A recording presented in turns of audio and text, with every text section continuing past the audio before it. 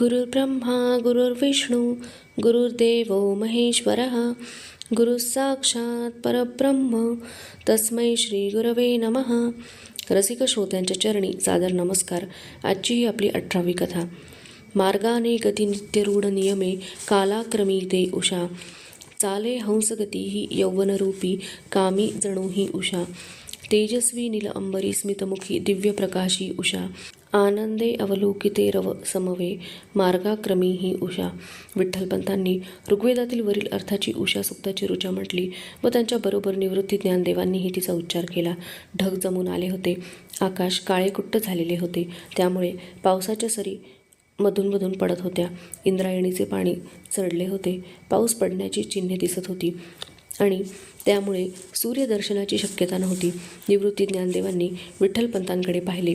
आता ते कोणती ऋचा म्हणतात याचा ते दोघे अंदाज करीत होते. तोच विठ्ठलपंत म्हणाले, बाळांनो, आज आपण पर्जन्य सूक्त म्हणूयात. निवृत्ती ज्ञानदेव म्हणाले, होय बाबा. आणि विठ्ठलपंतांनी ऋग्वेदातील पर्जन्य सूक्तातील खालील अर्थाची एक ऋचा म्हटली.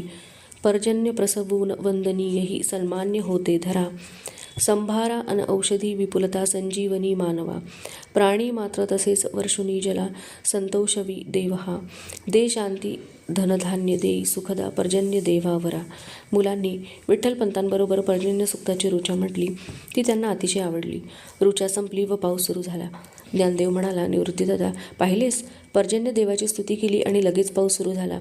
निवृत्ती म्हणाला, ज्ञाना, तू म्हणतोस ते खरे आहे, पण तू हे लक्षात घे की आताचे दिवस पावसाळ्याचेच आहेत, तेव्हा पाऊस पडत राहणारच. हा वर्षाकाल आहे, म्हणून तर बाबांनी पर्जन्य सूक्त म्हटले आहे. ज्ञानदेव म्हणाला, निवृत्तीदादा, तुझे म्हणणे खरे आहे असे बोलत तिघेही झोपडीमध्ये आले. निवृत्ती ज्ञानदेवाला जेव्हा काही सांगत असे त्यावेळी विठ्ठलपंत केवळ ऐकत असत. ज्ञानदेव चौघडीवर बसत म्हणाला, निवृत्तीदादा, सस्य म्हणजे काय रे? ज्ञानदेवाचा प्रश्न ऐकून निवृत्ती अडचणीत पडला, कारण त्यालाही हा शब्द नवा होता. निवृत्ती म्हणाला, ज्ञाना, मलाही हीच शंका आहे. आपण बाबांनाच विचारू. विठ्ठलपंत हा संवाद ऐकत होते. ते त्यांच्या शेजारी बसत म्हणाले, सस्य म्हणजे धान्य, गवत. बाळांनो, एक गोष्ट तुमच्या लक्षात निरीक्षणात आली का? नसेल तर लक्षात ठेवा. सस्य या प्रकारच्या धान्यांचे किंवा गवताचे वैशिष्ट्य म्हणजे याला बी आले की हे सुकून जाते. त्यामुळे ज्वारी, बाजरी यांची कणसे काढून घेतात व त्याचे खालचे भाग गुरांना खायला घालतात. तर तांदूळ म्हणजे भात, गहू यांच्या लोंब्या असतात. ती रोपे मुळांच्या वर कापून घेऊन लोंब्या झोडपून त्यातून भात व गहू बाहेर काढतात. म्हणून दरवर्षी सस्य प्रकारच्या धान्यांची नवी नवी रोपे तयार करावी लागतात. ज्ञानदेव म्हणाला, आता लक्षात आलं. निवृत्ती म्हणाला, आम्ही या गोष्टी पाहिल्यात, पण याचा अर्थ आम्हाला कळत नव्हता. ज्ञानदेव म्हणाला, मग बाबा, इतर धान्य व फळाच्या बाबतीत काय होते? ती झाडे तर मोठी होत राहतात. विठ्ठलपंत म्हणाले, ज्ञानदेवा, ज्यावेळी झाडाला फळे धरू लागतात व त्यात बीजधारणा होते तेव्हा त्यांचीही वाढ खुंटते. झाडाच्या मुळातून येणारा रस हा सर्व फळातील रसाला व बीजाला वाढवण्याला उपयोगी पडतो. त्यामुळे बाकीच्या ठिकाणचे रसप्रवाह बंद होतात. झाडाचा नाजूक अवयव जी पाने ती पिकून गळू लागतात. झाडे निष्पर्ण होतात. हे त्याचे लक्षण होय. काही झाडे पाने पूर्ण गाळून टाकणारी असतात, तर काही पूर्ण गाळून टाकत नाहीत. पुढे योग्य ऋतू येताच झाडांना नवे कोंब फुटून नव्या फांद्या, नवी पाने, फुले व फळे येतात. याला ऋतुचक्र म्हणतात. त्यामुळे झाडे वाढतात. आणि विठ्ठलपंतांनी झाडे, वेली, झुडपे यातील फरक सांगितले. निवृत्ती म्हणाला, बाबा, काही झाडांना फळे येत नाहीत म्हणजे त्यांच्या बियाही नसतील, मग ती झाडे कशी येतात? विठ्ठलपंत म्हणाले, निवृत्ती, तुझे म्हणणे बरोबर आहे. काही झाडांना फळे येत नाहीत, त्यामुळे त्यांना बीजे नसतात. त्या झाडाची फांदी लावून नवीन झाड लावतात, पण त्याही बाबतीत फुलांचा बहर आला की झाडांची वाढ खुंटते.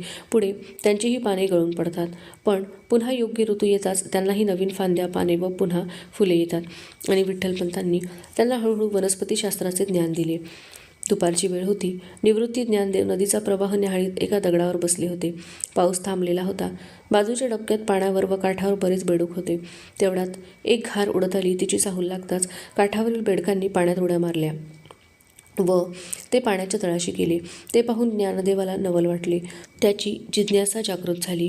त्याने निवृत्तीला विचारले, निवृत्तीदा, हे बेडूक काठावर होते, ते आता तळाशी गेले, मग त्यांना श्वास कसा घेता येतो? निवृत्ती म्हणाला, ज्ञाना, मासे श्वास घेत असतात तसा श्वास घेत असतील. ज्ञानदेव म्हणाला, दादा, पण माशाप्रमाणे त्यांना कल्ले कुठे आहेत? निवृत्ती म्हणाला, मग मला माहीत नाही, आपण बाबांनाच विचारू. असे म्हणून दोघे विठ्ठलपंतांकडे आले. निवृत्तीने ज्ञानदेवाची शंका विचारली. विठ्ठलपंत म्हणाले, ज्ञानदेवा, बेडकांचे हेच फार मोठे वैशिष्ट्य आहे. ते जमीन पाणी यांमध्ये श्वासोच्छ्वास करू शकतात. तसे ते जमिनीखाली 6-8 महिने दडून बसतात, तेव्हा त्यांना श्वासोच्छवासाची गरजही भासत नाही. त्यांचे संपूर्ण शरीर थिजून जाते व पावसाळ्यात जमिनीत ओलावा शिरून जमीन मऊ झाली की हे बेडूक पुन्हा वर येतात. अशा प्रकारची बेडकाची ही सिद्धी पाहून पूर्वीच्या ऋषीमुनींनी त्यांच्यावरही स्तुतिपर सुक्ते रचली आहेत. त्यांनाच मंडूक सुक्त म्हणतात. ती ऋग्वेदात आहेत. ज्ञानदेव म्हणाला, बाबा, मग आम्हाला ते सुक्त म्हणून दाखवता का? विठ्ठलपंत म्हणाले, हो, ऐका. विठ्ठलपंतांनी मंडूक सुक्तातील खालील अर्थाची एक ऋचा म्हणून दाखवली व त्याचा अर्थही स्पष्ट करून सांगितला. दृष्टीने प्रमुदित मंडूक जला स्वर्गीय झाली अशी, वर्णे चित्रविचित्र ती निथळती, देहावरी शोभती, आवाजे सम मंडुका भुलविती वर्षा हिरव्या परी, हेरुनी अति मंडुके पकडती त्या सावधे राहुनी. आणि मग विषय बेडकावरून गांडुळावर तसेच घसरत घसरत सापावर गेला. विठ्ठलपंतांनी मुलांना या प्राण्यांच्या उपयुक्ततेची माहिती दिली व त्यांचे गुणदोषही सांगितले. विठ्ठलपंतांनी मुलांना दुपारी पद्मपुराण सांगण्यास सुरुवात केली. विठ्ठलपंत सांगू लागले, परमेश्वराने ब्राह्मण, क्षत्रिय, वैश्य व शूद्र हे 4 वर्ण उत्पन्न केले. ज्ञानदेव म्हणाला, बाबा, वर्ण म्हणजे जात ना? विठ्ठलपंत म्हणाले, ज्ञाना, वर्ण म्हणजे जात हे जरी बरोबर असले तरी प्रथम वर्ण म्हणून गुण किंवा धर्म म्हणूनच जाणत होते. जो ज्या गुणाचा असेल त्याप्रमाणे तो वागतो व कर्मे करतो, तो त्याचा धर्म होतो. धर्म म्हणजे स्वभाव. गुण व धर्म हे संस्काराने विकसित झालेले असतात. त्यामुळे जन्माजन्मामधून ते पुढे पुढे येत असतात. चांगले गुण असल्यास त्यांचा विकास करावा व वाईट गुण असल्यास त्यात बदल करावा किंवा करता येतो. ब्रह्म हे सूक्ष्म आहे, शुद्ध आहे.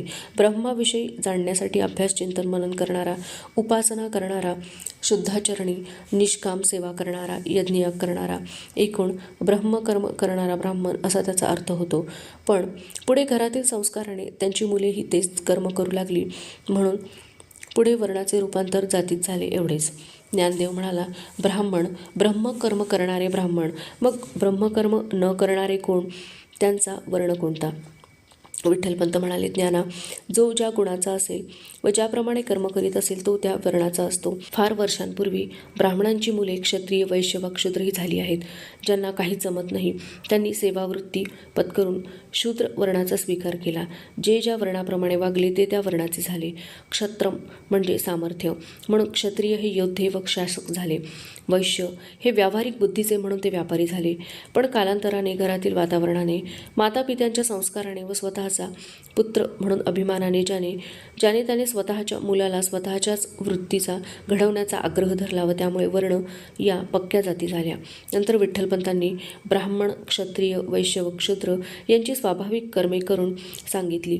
त्यांच्या आश्रमाप्रमाणे त्यांच्यावर होणारे वेगवेगळे संस्कार व त्यांच्या विहित कर्माची माहिती दिली. ज्ञानदेव म्हणाला, बाबा, आपण तर कोणतेही ब्रह्मकर्म करीत नाही. असे असताना मग आपण ब्राह्मण कसे? शिवाय गावातील ब्राह्मणांबद्दल जे ऐकले आहे, पाहिले आहे ते सर्व ब्रह्मकर्म जाणतात व काही वेळा करतातही, पण लोक त्यांच्याविषयी चांगले बोलत नाहीत, असे का? विठ्ठलपंत म्हणाले, ज्ञानदेवा, लक्षण ही 2 प्रकारची असतात. एक बाह्य लक्षण व दुसरे आंतरिक लक्षण किंवा गुणलक्षण, की जे बाह्यतः दिसत नाहीत पण अनुभवास येतात. बाह्य लक्षणही काही वेळा दिखाऊ असतात म्हणून फसकत होते. त्यासाठी सहवासाने गुण कळतात व योग्य निर्णय घेता येतो. त्यासाठी पद्मपुराणात ब्राह्मणांचे लक्षण सांगितले आहे. ते काय आहे ते ऐका. क्षमा दयाच विज्ञानम सत्यम चैव दमः शमः अध्यात्मनित्यता ज्ञानमेतत् ब्राह्मण लक्षणम. ज्ञानदेव म्हणाला, बाबा, हे मला आता चांगले समजले.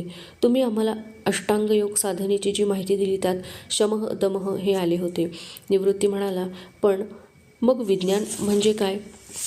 विठ्ठलपंत म्हणाले, निवृत्ती, ज्ञाना, विज्ञान अतिशय महत्त्वाचे आहे. आपल्या भोवती पसरलेले सर्व विज्ञानच आहे. या विज्ञानाचा योग्य प्रकारे अर्थ समजल्याशिवाय आत्मविकास होत नाही. निवृत्ती म्हणाला, मग बाबा, आपण हे आम्हाला आतापर्यंत का नाही सांगितले? विठ्ठलपंत म्हणाले, नाही सांगितले कसे? दुपारच्या अभ्यासात तुम्हाला विज्ञानाचीच तर माहिती सांगत असतो. ते विज्ञान माहिती रूपाने, गोष्टी रूपाने असे असते. प्रथमतः या विज्ञानाचे बाह्य स्वरूप समजल्याशिवाय त्याचे तात्विक स्वरूप समजणार नाही. ते तात्विक स्वरूप तुम्हाला श्रीमद भगवद्गीतेच्या शिकवण्याच्या वेळी समजावून सांगेन. आता विज्ञानाबद्दल पद्मपुराणात काय म्हटले आहे ते ऐका. चतुर्दशानां विद्यानां धारणा हि पदार्थतः विज्ञानमिति तद्विद्याद्येन धर्मो विवर्धतः अधीत्य विधिवत विद्यामर्थं चैवोपलभ्यते धर्मकार्याणि कुर्वीत येतत् विज्ञानमुच्यते. याचा अर्थ पदार्थाची 14 विद्यांची धारणा तिला विज्ञान म्हणतात. त्याचप्रमाणे ज्याला जाणल्याने धर्माची वृद्धी होते, विधीपूर्वक अध्ययन करून ज्या अर्थाची उपलब्धी होते आणि धर्माचे पण कार्य होते, त्यालाच विज्ञान म्हणतात. निवृत्ती ज्ञानदेवा, या श्लोकाच्या अर्थावरून तुम्हाला लक्षात येईल की धर्माची वृद्धी व कार्य हे विज्ञानाच्या विधीपूर्वक अध्ययनाचे साध्य होईल. हे विज्ञान जर साध्य होईल तरच अध्यात्मज्ञान प्राप्त करण्याचा अधिकार येतो. त्याच वेळेला वरील ब्राह्मणांची लक्षणे अंगी दिसून येऊ लागतात आणि तेव्हाच तो ब्राह्मण होतो. अन्यथा जन्मावरून ब्राह्मण म्हणवणाऱ्यांना त्या ब्राह्मणपणाचा काय उपयोग आहे? उपयोग याचा अर्थ त्यांच्या आत्मविकासाच्या दृष्टिकोनातून काय उपयोग आहे? समाजामध्ये व्यवहारासाठी त्यांना कदाचित ब्राह्मणपणाचा उपयोग होईल. आणि मग विठ्ठलपंतांनी वसिष्ठ व विश्वामित्र यांचे संपूर्ण चरित्र मुलांना हळूहळू सांगितले. विठ्ठलपंतांनी ऋग्वेदातील 164वे सूक्त गाळले, कारण ते कूट अर्थाचे होते. ते नंतर शिकवण्याचे त्यांनी ठरवून हळूहळू पुढील मंडली घेण्यास सुरुवात केली. उषा, सूर्य व इतर देवांची काही महत्त्वाची सूक्ते शिकवून ते पुढे जात होते. गणानां त्वां गणपतिं हवामहे गजाननस्तुती त्र्यंबकं यजामहे सुगंधिं पुष्टिवर्धनम् उर्वारुकमिव बंधनात मृत्योर्मोक्षीयमामृतात. महामृत्युंजय मंत्र वगैरेंची माहिती सांगून षष्ठ मंडलापर्यंत आले. विठ्ठलपंत ऋग्वेदातील उषा सूक्ताविषयी बोलत होते.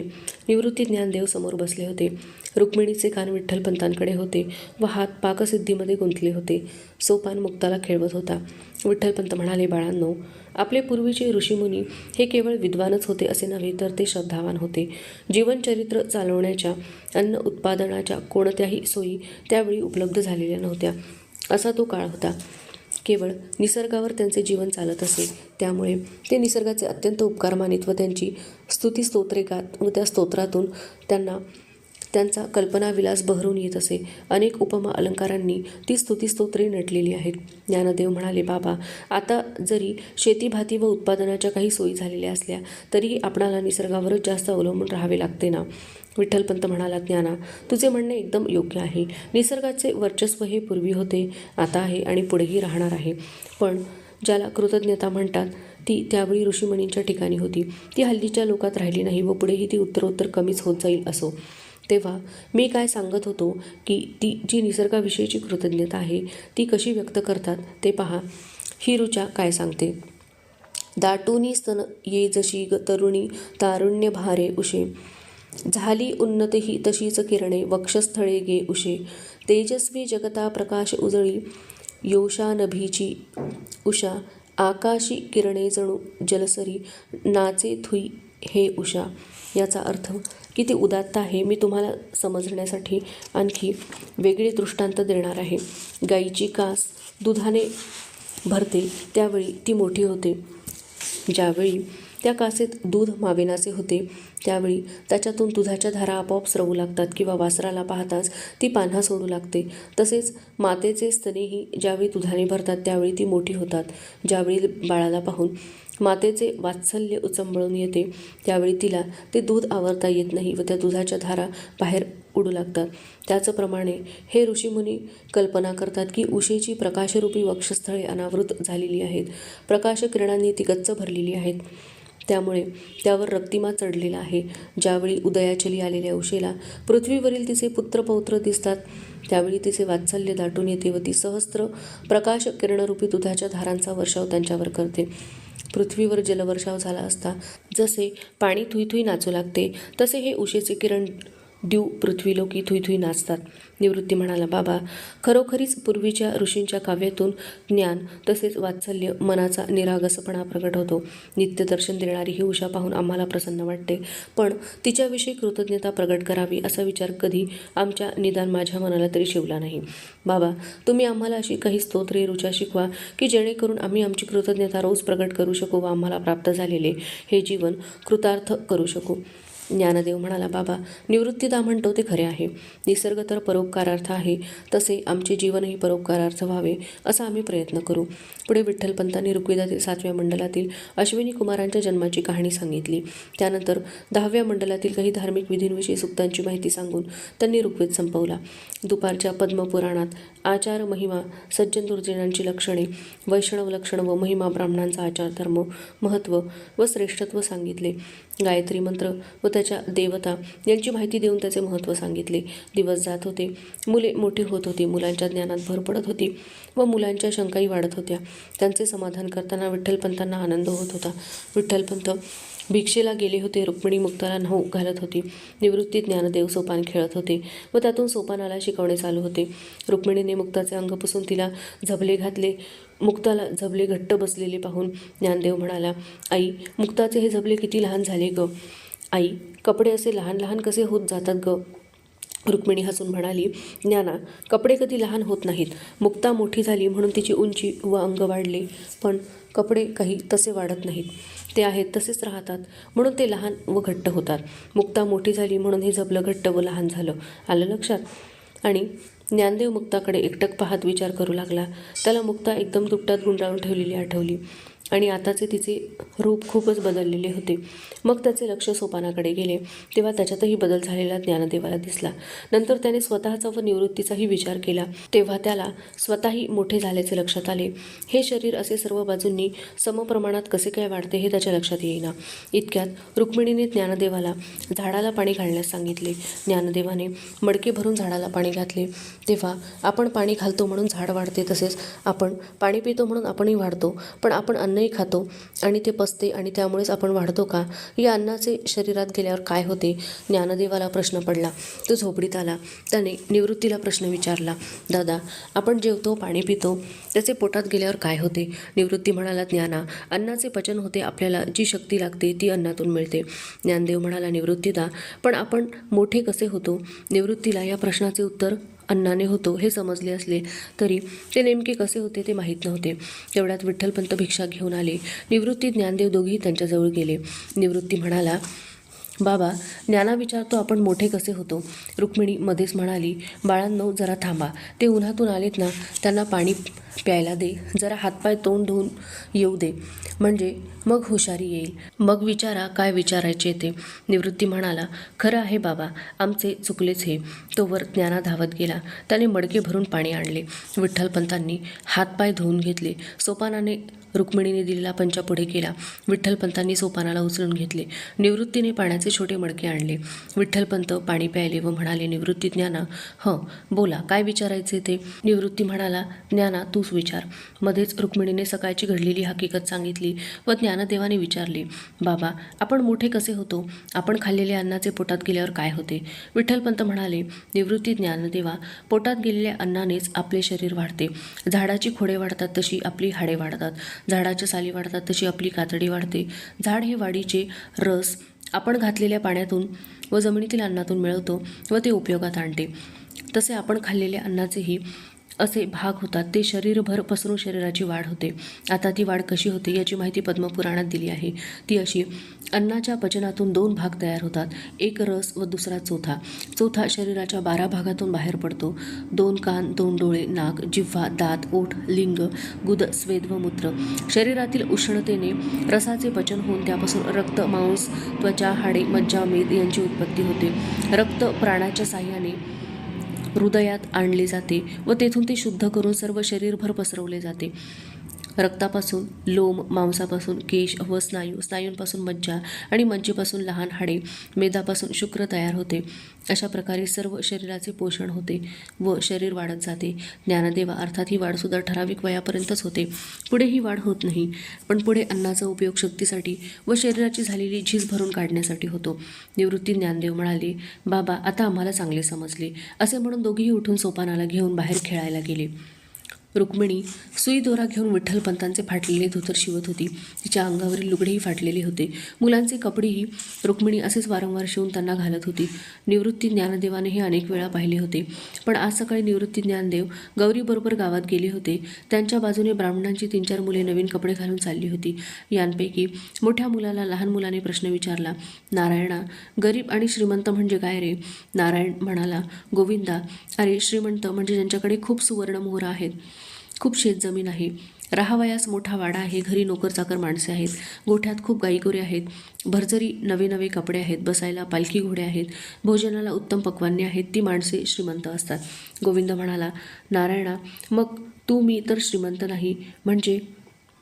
नारायण म्हणाला, गोविंदा, अरे एवढे श्रीमंत नसलो तरी यातील काही आपणाकडे आहे, पण ही शेजारून चाललेली मुले पाहिलीस, ती तर एकदम गरीब आहेत. राहायला झोपडी, फाटके कपडे, खायला भिक्षान्न, मग बाकीचे तर विचारूच नकोस. इतक्यात नारायणाचे वडील आले. त्यांनी नारायणाचे बकोटे धरले व त्याच्या एक मुस्काटात मारली व म्हणाले, गाढवा, मोठ्या मोठ्या गप्पा मारतो आणि अभ्यास कोणी करावायचा? तुझ्या बापाने की काय? अभ्यासाच्या नावाने निव्वळ शंख आहेस. अभ्यास केला नाहीस तर भिकेला लागशील, कळलं? आणि नारायणाला त्याचे वडील ओढत घेऊन गेले. झाल्या प्रकाराने गोविंदा व बाकीची मुले पळून गेली. गोविंदा व नारायण यांचा संवाद व हा प्रकार पाहून निवृत्ती ज्ञानदेवांना एवढेच कळले की ते खूप गरीब आहेत. ते विचार करीत होते, आपणाजवळ ना सुवर्ण मोहरा, ना मोठा वाडा, ना नवे कपडे. तो मुलगा म्हणाला, ते एकदम बरोबर होते, आम्ही फारच गरीब आहोत. ज्ञानदेवाला या विचाराने वाईट वाटले. तो रस्त्याने बोलेना. गौरीला ज्ञानदेवाची मनस्थिती कळली. ती म्हणाली, ज्ञानदेवा, असं काय करतो यास र? ही पोरं एकदम येडी हायती. तुमच्या वाणी त्यासनी कुठं लिहायला वाचाया येतं या? पंत म्हणत्यात की लई गुणी हायती आमची निवृत्ती ज्ञाना. आणि आता बघितलंच नवं, त्या पोराला बापानं मारत नेलं की रे, घरी वाचित नाही म्हणून. मग ज्ञाना, तूच सांग, तुझं चांगलं का त्यांचं चांगलं? ज्ञानदेवाला गौरीचे म्हणणे एका परीने पटले होते, पण त्याचे पूर्ण समाधान झाले नाही. गौरीच्या घरचे काम उरकून सगळे परत घरी आले तेव्हा रुक्मिणी कपडे शिवत होती. ते ज्ञानदेवाने पाहिले. ज्ञानदेव म्हणाला, आई, आपण खूप गरीब आहोत काय गं? ज्ञानदेवाचा हा असला प्रश्न अचानकाने पडल्यामुळे रुक्मिणी व विठ्ठलपंत ज्ञानदेवाकडे पाहू लागली. रुक्मिणीच्या डोळ्यात पाणी उभे राहिले. रुक्मिणी काय उत्तर देते याची वाट पाहत विठ्ठलपंत तिच्याकडे पाहत होते. रुक्मिणीने डोळ्यातील पाणी पदराने टिपले. रुक्मिणी म्हणाली, होय बाळा, आपण गरीब आहोत. विठ्ठलपंत म्हणाले, रुक्मिणीने विठ्ठलपंतांकडे पाहिले. तिला जाणवले की आपले काहीतरी चुकले आहे. विठ्ठलपंत म्हणाले, रुक्मिणी, तू चुकलीस. रुक्मिणी म्हणाली, असेल माझी चूक, आपण सुधारावी. ज्ञानदेव विठ्ठलपंतांकडे पाहू लागला. विठ्ठलपंत ज्ञानदेवाला म्हणाले, ज्ञानदेवा, कशावरून तुला वाटतं आपण गरीब आहोत म्हणून? ज्ञानदेव म्हणाला, आई, फाटके कपडे शिवते म्हणून. आणि ज्ञानदेवाने सकाळी ऐकलेल्या संवादाचे वर्णन करून सांगितले. विठ्ठलपंत म्हणाले, ज्ञानदेवा, त्या मुलाला शेवटी त्याचे वडील काय म्हणाले ते तू ऐकलेस ना? जर त्याने अभ्यास केला नाही तर पुढे भीक मागवायची पाळी येईल, कारण साठलेले धन हळूहळू संपून जाईल. धन कमावण्याची अक्कल त्या मुलाला नाही, त्यामुळे साहजिकच त्याच्यावर भिक्षा मागण्याची पाळी येईल. म्हणजे ज्या प्रकारचे धन मुलाने वर्णन केले ते संपणारे आहे. आता सर्वश्रेष्ठ धन कोणते ते सांगतो. मी श्लोक सांगतो, त्याचा अर्थ तू सांगावयाचा. ज्ञानदेव म्हणाला, सांगा बाबा. न चोरहार्यम न च राजहार्यम न भ्रातृभाज्यम न च भारकारी व्ययकृते वर्धत एव नित्यम. सांग बरे एवढाच अर्थ. ज्ञानदेव म्हणाला, चोर हरण करू शकत नाही, राजा हरण करू शकत नाही, भाऊ वाटणी मागू शकत नाही, ओझे होत नाही आणि खर्च केल्याने वाढत जाते. मग बाबा असे धन कोणते? तर विठ्ठलपंत म्हणाले, विद्या धनम सर्व धन प्रधानम. ज्ञानदेव म्हणाला, कळलं बाबा, विद्या हे धन सर्व धनात प्रधान धन आहे. प्रधान म्हणजे श्रेष्ठ, होय ना बाबा? विठ्ठलपंत म्हणाले, एकदम बरोबर. मग सांग, आपण गरीब का श्रीमंत? ज्ञानदेव म्हणाला, बाबा, आता मला समजले खरे धन कोणते ते. विठ्ठलपंत म्हणाले, शाब्बास बाळा, गुणी आहेस. असे म्हणून विठ्ठलपंतांनी ज्ञानदेवाला जवळ घेऊन त्याच्या पाठीवरून हात फिरवला व त्याच्या मस्तकाचे अवग्रहण केले. विठ्ठलपंत भिक्षेला बाहेर गेले होते. निवृत्ती पद्मपुराणाची पोथी पाहत होता. ज्ञानदेव त्याच्या शेजारी बसून तोही पोथीत डोकावत होता. मुक्ता ज्ञानदेवाच्या पाठीला धरून उभी राहण्याचा प्रयत्न करीत होती. ज्ञानदेव एकीकडे मुक्ताला सांभाळत होता, तर दुसरीकडे त्याची नजर पद्मपुराणातील पानावरील मजकुरावर फिरत होती. निवृत्ती एका पानावरील मजकूर वाचून थांबला. ज्ञानदेवाची ही नजर त्या शब्दावर गेली. तेथे लिहिले होते, पितृसेवा महात्म्य. त्याच्या खाली श्लोक दोघेही मनात वाचत होते. पुष्कळचा अर्थ समजला होता. निवृत्ती ज्ञानदेवांनी एकमेकांकडे पाहिले. निवृत्ती म्हणाला, पण बाबांनी हे आपणास का शिकवले नाही? ज्ञानदेव म्हणाला, निवृत्ती दादा, बाबा स्वतःच्या सेवेचे महात्म्य कसे सांगतील? निवृत्तीला ज्ञानदेवाचे म्हणणे पटले. मग दोघांनी आपापसात काही ठरवले व ते सोपान मुक्ताशी खेळू लागले. मध्यान्ह होण्याची वेळ आली. निवृत्तीचे लक्ष झोपडीबाहेर गेले. लांबून विठ्ठलपंत दिसताच निवृत्ती पाण्याने भरलेले मडके घेऊन दारात उभा राहिला. ज्ञानदेव पंचा घेऊन उभा राहिला. विठ्ठलपंत दारात येताच निवृत्तीने त्यांच्या हातातील झोळी घेतली व पाण्याचे मडके त्यांच्या हातात दिले. विठ्ठलपंतांनी हातपाय धुतले व ते आत येताच ज्ञानाने त्यांच्या हातात पंचा दिला. विठ्ठलपंत जिथे बसत तेथे निवृत्तीने चौघडी अंथरून ठेवली होती. विठ्ठलपंत त्यावर जाऊन बसले. मुलांच्या मध्ये आज काहीतरी बदल झालेला आहे हे विठ्ठलपंतांना जाणवले. कारण विठ्ठलपंतांना ज्या ज्या वस्तूची गरज ज्या ज्या वेळेला लागते त्या वेळेला त्या वस्तू आज न मागता त्यांना मिळत होत्या. मुले दबून वागत होती. विठ्ठलपंत म्हणाले, रुक्मिणीने विठ्ठलपंतांकडे पाहिले. विठ्ठलपंत म्हणाले, मुलांना तू काही बोललीस का? रुक्मिणी म्हणाली, कशाबद्दल? विठ्ठलपंत म्हणाले, हेच ग, घरात कामे करीत नाहीत म्हणून, का इतर काही? रुक्मिणी म्हणाली, नाही बाई, मी कशाला बोलू? मुले अगदी सांगाल ते कामं करतात. शहाणी गुणी आहेत हो माझी मुले. विठ्ठलपंत म्हणाले, हो, तुझी मुले. निवृत्ती ज्ञानदेव हा संवाद ऐकत होती, पण ती दोघं एक शब्दही बोलत नव्हती. विठ्ठलपंतांनी निवृत्ती ज्ञानदेवांकडे पाहिले. निवृत्ती म्हणाला, काय झाले बाबा? विठ्ठलपंत म्हणाले, अरे, रोज मी सांगितल्यावर तुम्ही पाणी देता, पण आज न मागताच मला सर्व वस्तू वेळेवर मिळत गेल्या म्हणून आश्चर्य वाटले. ज्ञानदेव म्हणाला, बाबा, त्यात आश्चर्य कसले? उलट तुम्हाला रोज वस्तू मागाव्या लागत असत हे आम्हाला कळल्यामुळे आम्हाला त्याचीच लाज वाटू लागली आहे. म्हणून आता तुम्हाला रोजच्या नियमित लागणाऱ्या वस्तू तुम्ही न मागताच आम्ही तुम्हाला देत जाऊ. निवृत्ती म्हणाला, आम्ही तुमचे मुलगी असून मग उपयोग तो काय? विठ्ठलपंतांनी निवृत्ती ज्ञानदेवाला जवळ घेतले व त्यांच्या पाठीवरून हात फिरवत त्यांनी विचारले, ज्ञानदेवा, तुम्हाला हे आजच कसे कळले ते सांगशील? ज्ञानदेव म्हणाला, हो बाबा, दादा पद्मपुराणातील एक भाग वाचत होता, पितृसेवा महात्म्य, ते मीही वाचले. पण बाबा, ते तुम्ही आम्हाला शिकवले नाही म्हणून आम्हालाच नवल वाटले. बाबा, आम्हाला त्याचा अर्थ कळला, पण थोडा. बाबा, आपण ते आम्हाला का शिकवले नाहीत? विठ्ठलपंत म्हणाले, निवृत्ती ज्ञानदेवा, अरे, तुम्हाला पितृसेवेचे महात्म्य काय सांगायचे? ते तर तुम्ही करीत असताच. निवृत्ती म्हणाला, बाबा, तुम्ही म्हणता ते जरी खरे असले तरी स्वतःच्या सेवेचे महात्म्य सांगून मुलांकडून कशी सेवा करून घ्यायची असा भाव तुमच्या मनात आला असेल, म्हणून तुम्ही तो विषय बाजूला सोडलेला दिसतो. विठ्ठलपंत म्हणाले, निवृत्ती, तुझे बोलणे एकदम चुकीचे नाही. ज्ञानदेव म्हणाला, मग बाबा, आम्हाला ते नीट शिकवाल का? विठ्ठलपंतांनी पद्मपुराणातील पितृसेवेचे महात्म्य सांगणारे श्लोक मुलांना वाचून दाखवून त्याचा अर्थही सांगितला. विठ्ठलपंत म्हणाले, निवृत्ती ज्ञानदेव, पिता हे 5 प्रकारचे असतात. एक जन्मदाता, दुसरा पालनकर्ता, तिसरा रक्षणकर्ता, चौथा प्राणदाता व 5वा गुरु. तेव्हा या सर्वांना शास्त्राने पिता म्हटले आहे. ज्ञानदेव म्हणाला, बाबा, मग आम्हाला आपण या 5ही पित्यांच्या स्थानी आहात. विठ्ठलपंत म्हणाले, ज्ञाना, मी तुम्हालाही माहिती देत आहे. आणि विठ्ठलपंत शेवटी म्हणाले, केवळ पिताच नव्हे तर मातेचीही महत्त्व तेवढेच आहे. हा पहा शेवटचा श्लोक काय म्हणतो ते, सर्व तीर्थमयी माता, सर्व देवमय पिता, मातरम पितरम तस्मात सर्व यत्नेन पूजयेत. निवृत्ती ज्ञाना, आता या ठिकाणी माता पित्याला एवढे महत्त्व का देण्यात आले आहे अशी शंका मनात येईल, तर त्याचे समाधान असे की जीव जन्म घेण्याची संधी पाहत असतो. जन्म हा वासनेपोटी घेतला जातो. जे सामान्य लोक आहेत त्यांच्या ठिकाणी लौकिक उपभोगाच्या वासना असतात, त्यामुळे ते जन्मभर त्या लौकिक उपभोगाच्या मागे धावत असतात व तशाच अनेक वासना अपुऱ्या ठेवून मरतात. तसा आत्मविकासाची इच्छा ठेवणारा साधकही अशाच मातापित्याचा शोध घेऊन त्यांच्या ठिकाणी जन्म घेतो व आपला अर्धवट राहिलेला योग पुरा करण्याच्या मागे लागतो. हा आत्मविकास केवळ त्याला त्याच्या मातापित्याने जन्म दिल्यामुळे साधता येतो. म्हणून त्याच्या बाबतीत विचार करता त्याचे मातापिता हे त्याला तीर्थरूप पवित्र व सेव्यच असतात. पण तशी भावना किंवा धारणा ही सर्वसामान्यांच्या ठिकाणी नसते. ती या साधकाच्या ठिकाणी असते व त्याप्रमाणे तो आचरण ठेवून मातापित्यांची सेवा करतो. निवृत्ती ज्ञानदेवा, तुम्ही आमची चांगली सेवा करता कारण तुम्हाला जाण आहे म्हणून मी त्याची पुनरावृत्ती केली नाही एवढेच. त्यातून तुमच्या मनात आलेला विचारही काही एकदम चूक नाही. ज्ञानदेव म्हणाला, बाबा तुम्ही बाहेर गेले असता आम्ही अशी पोथी वाचली तर चालेल ना? विठ्ठलपंत म्हणाले, ज्ञाना, निवृत्ती, ज्ञान हे सर्वांसाठी सर्व काळी उपलब्ध आहे. त्यात मी बाहेर गेलो असतानाच नाही तर माझ्या समक्षही तुम्ही वाचलेत तरी चालेल. मला तर वाटते की तुम्ही स्वतः आता या पोथ्या वाचा व समजून घ्या. तुम्हाला जो भाग समजणार नाही तो मी समजावून सांगेन, किंवा काही गोष्टी संक्षिप्त दिल्या असतील तर त्याच्या मागील कथाही मला माहीत असल्यास सांगेन. तुमचे पाठांतर व अभ्यास तुम्ही स्वतः जेवढा जास्त कराल तेवढा मला हवाच आहे. निवृत्ती ज्ञानदेवाला हे ऐकून फार बरे वाटले, कारण त्यांना दिलेला अभ्यास व पाठांतर ते दोघे लवकर संपवत व इतर वेळात काय करावे हा त्यांना प्रश्न पडे. पण आता तोही प्रश्न सुटला होता. त्या दिवसापासून निवृत्ती ज्ञानदेव पद्मपुराण घेऊन बसत व वाचून एकमेकांशी चर्चा करीत. चांगले वाटलेले श्लोक पाठ करून टाकत व विठ्ठलपंतांना केलेला नवा अभ्यास सांगून बरोबर असल्याची खात्री करून घेत. निवृत्ती ज्ञानदेवाने पद्मपुराणातील गंगा महात्म्य वाचले. ते त्यांनी विठ्ठलपंतांना सांगितले. विठ्ठलपंत म्हणाले, निवृत्ती ज्ञानदेवा, तुम्हाला आवडले ते महात्म्य? निवृत्ती म्हणाला, होय बाबा, आम्ही त्यातील काही श्लोक पाठही केले. विठ्ठलपंत म्हणाले, उत्तम केलेत, बसा.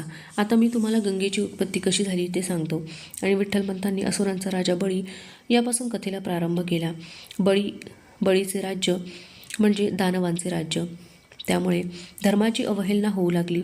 यज्ञयाग बंद पडले. देवांचा हवीरभाग देवांना मिळेनासा झाला. अधर्माचा जोर वाढला. साधू संतांना जगणे मुश्किल झाले. तेव्हा देवांनी श्री विष्णूला प्रार्थना केली व सर्व हकीकत सांगितली. भगवंतांनी अवतार घेऊन बळीचे राज्य संपवावे व पुन्हा धर्माची स्थापना करावी अशी शेवटी देवांनी विनंती केली. भगवान श्री विष्णूने वामनभटूचा अवतार घेतला व बळीकडे त्रिपाद भूमीची याचना केली. बळीने दान दिले. वामनभटूने शरीराचा विस्तार केला व एका पादात भूमी, दुसरा स्वर्ग व तिसरा पाय बळीच्या डोक्यावर ठेवून त्याला पाताळात दाबून टाकले. तेव्हा दुसरा पाद जो स्वर्गाची व्याप्ती करू लागला, तेव्हा ब्रह्मांड कवचाला अंगठ्याचे नख लागले. त्यातून पाण्याचा जो प्रवाह सुरू झाला तीच ही गंगा होय. आणि मग हा गंगेचा प्रवाह कसा वाहत आला त्याचे वर्णन करून भगीरथाने ती पृथ्वीवर कशी आणली याचीही कथा सांगितली. ज्ञानदेव म्हणाले, बाबा, पद्मपुराणातील सर्वच भाग आपण घेतला नाही. विठ्ठलपंत म्हणाले, होय ज्ञाना, तुम्हाला तो भाग मी वगळला आहे, कारण तो तात्विक स्वरूपाचे वर्णन आहे. म्हणून श्रीमद भगवद्गीता शिकताना सोडलेला भाग समजावून सांगेन.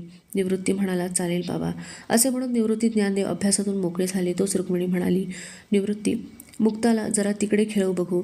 सारखी माझ्या कामामध्ये येते आणि मला काही काम सुचू देत नाही. मुक्ताने निवृत्तीचे नाव ऐकताच ती त्याच्याकडे रांगत गेली. आता निवृत्ती, ज्ञानदेव, सोपान व मुक्ता या चौघांचा खेळ सुरू झाला. विठ्ठलपंत व रुक्मिणी कौतुकाने त्यांच्या खेळाकडे पाहत होती. धन्यवाद.